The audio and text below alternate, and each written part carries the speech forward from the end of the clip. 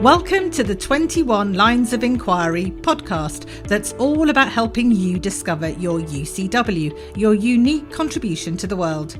Join us as we delve into the 21 questions that will help you be more intentional about bringing your gifts into your career and your life overall. So when you're ready, let's get started.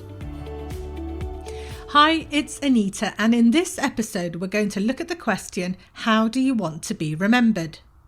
One of the exercises that's quite common to do when you work with a coach is to write your eulogy, what you want people to be saying at your funeral. And this was something that I had done myself several times, but the full significance of it only really came to life for me after my own father died last year in 2022. And I want to share some of what I said about him at his funeral in my tribute, because it's the most meaningful way that I can think of conveying the importance of this question. So here goes. My father, without the slightest doubt, was one of a kind. And I'd like to share 3 attributes of my dad that bring this one-of-a-kindness to life. Firstly, his joviality and sense of humour. My earliest memories of Dad are of great jolliness and fun. Although he was very strict, at the same time he loved playing with us when we were little and would set aside what he called daddy time to play any game we wanted. As we grew older and developed a love of pop music, his interest in this activity waned, and he even attempted to convince us, unsuccessfully, that pop music destroys the stereo.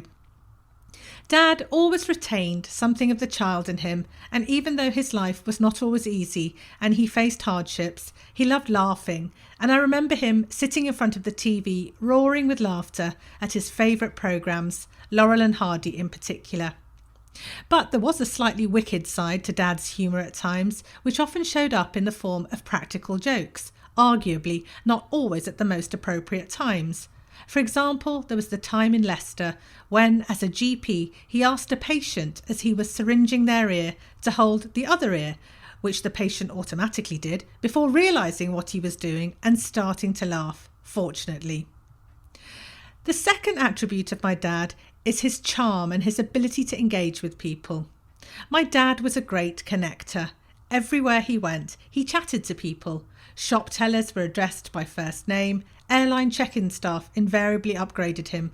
He even managed to engage telephone customer service reps in lengthy conversations when most of us struggled to get a non-robotic response. But Dad could talk to anyone, and much to our embarrassment on family holidays, frequently did. For example, I still remember the time when we were on a plane to Ireland when a poor, unsuspecting elderly woman nearly jumped out of her skin when she awoke to find my father's friendly face only inches from hers, politely inquiring, "Are you going to Cork?" Dad had an ability to effortlessly connect to people from all walks of life. He was fond of recalling the time when Prince Philip attended an event at which he was a police doctor in the Lake District in the mid-1970s. All the press were forbidden from taking photos and kept outside, but Dad simply went up to him and asked if he would pose for a photo, and this led to the legendary newspaper picture Dad was so proud of showing of him and Mum with the bemused Prince Philip in the middle. However, Dad's engagement with people was not superficial.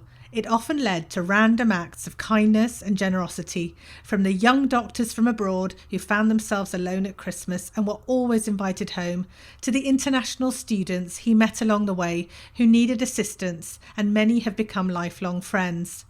And I personally am so grateful to my dad for all the support and encouragement he gave me when I was unhappy in my legal career to find work that was meaningful to me.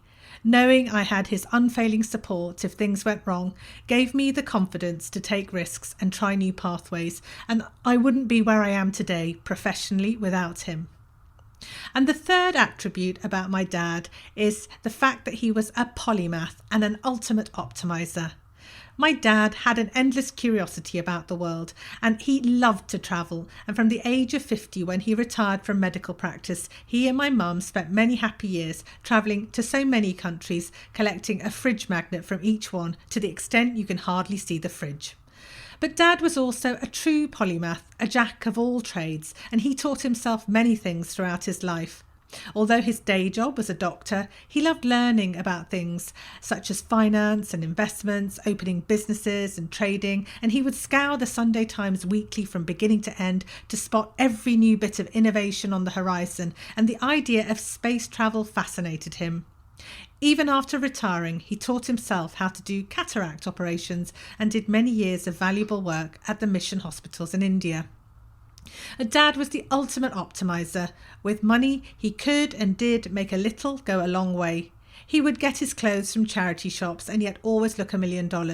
Now, this was difficult for us as children. When we were young and we bought new clothes, Dad would ask, "How much did that set you back?" And so we would halve the amount that we paid, to which he would invariably say, "I wouldn't have spent more than a fiver on that." But for all Dad's qualities as an individual, this tribute would not be complete without mentioning his relationship with my mum. For 53 years they shared everything that life can offer together. They were a great team, supporting each other in every way. It's very hard to even think about Dad separately from Mum, because to us they were one person, Mum-Dad, a collective front, like water and wetness, or two halves of a whole.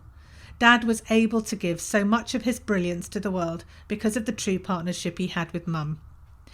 Dad's final illness took us all by surprise. Dad was so healthy, disciplined with his eating and exercise, that we were convinced he would go on for years. When his condition was diagnosed in October, we never imagined how quickly things would progress. Yet Dad died as he lived, with dignity and courage. He even kept his sense of humour to the last. At the hospice, when someone came to ask whether he was aware that they offered complementary therapies, he gave a thoughtful pause before asking, "And is that complementary with an I or an E?" Although words cannot describe the loss of Dad and the gap that he now leaves, we are so grateful that we as a family were able to spend these last precious days with him, and he was not alone.